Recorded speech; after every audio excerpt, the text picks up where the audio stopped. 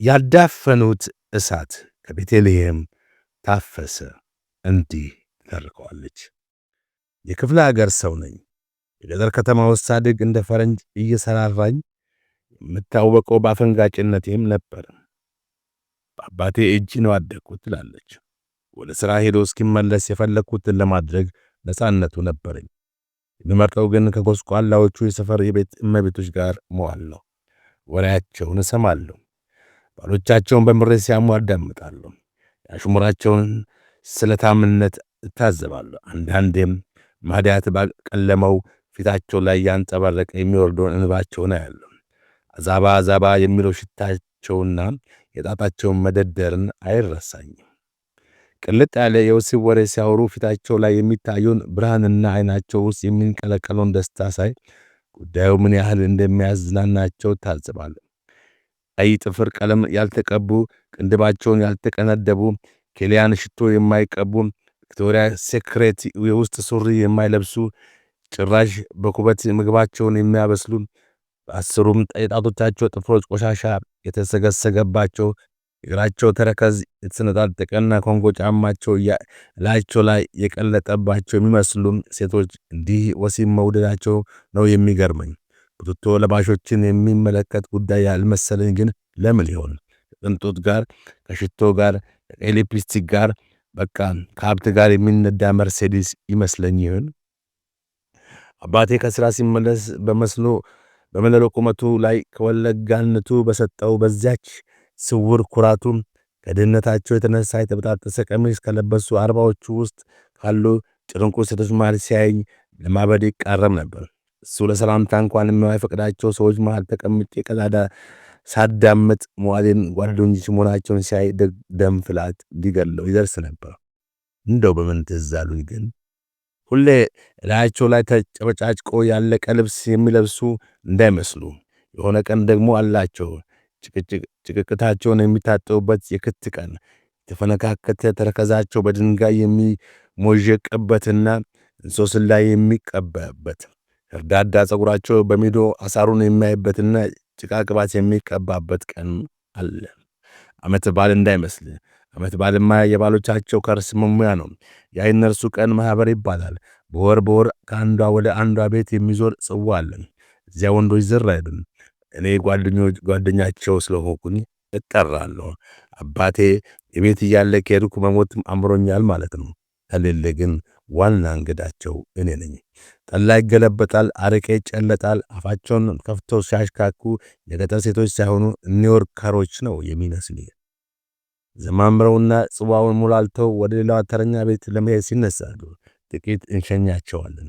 ገንበውን እንዳይገለብጡት ብዙ ይሰጋ ነበር። እያሽካኩና በመሃል የሚዘማምሩ ሽንታቸው ደግሞ ይመጣል። ታዲያ ምን ጣጣ አለው? ዠቅ ያለ ሽንሽን የሚመስል ቀሚሳቸው ለዚህ ጊዜ እንደ ፓራሹት ይዘረጋል። እንኳን የሚያካክል ቀሚሳቸውን በክቡ ዘርግተው ሽንታቸውን ያንፎለፉሉልሃል። ትርኢቱ ኤዥያ ያየሁትን የትልልቅ ባለቀለም ዣንጥላ ጨዋታ ይመስላል። መጋረጃ ነው፣ ቀሚስ ነው፣ ግን የውስጥ ሱሪ የሚባል እንደሆነ የለም። የሚዘረጋ ቀሚስ ብቻ እንጂ።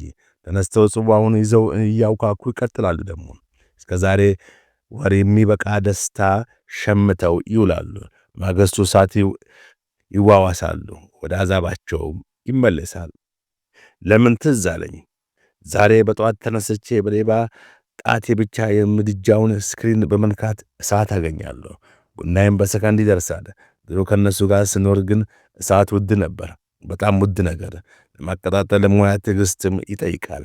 አካባቢው ቀዝቃዛ በመሆኑ እንደ ቀልድ ጭራሮችን አምጥቶ ቡው ብሎ እንዲነድ ማድረግ አይቻልም። ስለዚህ የሸክላ ዕቃ ስባሪ ገል ይዞ ጎረቤት ልመና መሄድ ነው።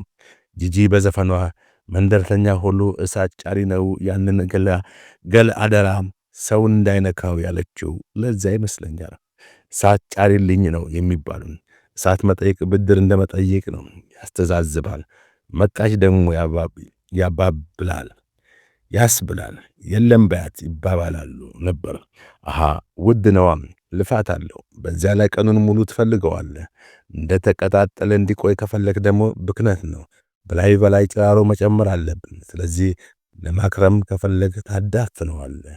ኮሞርዲኑን ፍም በጥንቃቄ አመድ አልብሰህ ታስቀምጠዋለህ። እንደ ባንክ ገንዘብ በማግስቱ ሰው ቤት ገል ይዘህ አትሄድም። እሳቱ ካደረልህ አንተ ትለመናለህ እንጂ አትለምንም።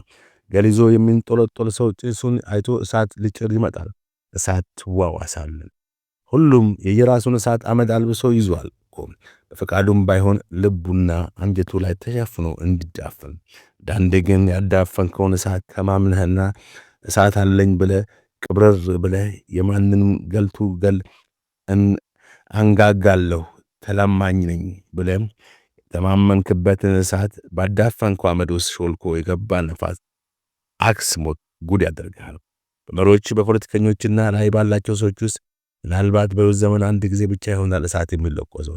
ለዚህ ይሆን እንዲህ የተቀኙለት ያዳፈኑት እሳት ለነገ ያሉት አሳዝንም ወይ ጠፍቶ ሲያገኝችም። ምናልባት አንዳንዴ ስለተዳፈነው እሳት ማረጋገጫ የለም። ስትነካ አመድ ብቻ ሆኖ ታገኙ ይሆናል። ይህን የእሳት ስቃይ እኮ ጎገምግሙ ያበሻም ይህን የእሳት ስቃይ እኮ ጎግማንጎጉ ያበሻ ወንድ ይህን የእሳት ስቃይ እኮ ጎግማንጎግ ያበሻ ወንድ አያውቀው። ለማንኛውም ግን ነገ ተስፋ ያደረግከው እሳት አመድ ሊሆን ይችላል። እሳት እጭራለሁ ወደሚል ተስፋ ካልተመለስክ በቀር ከቤተልሔም ታፈሰ።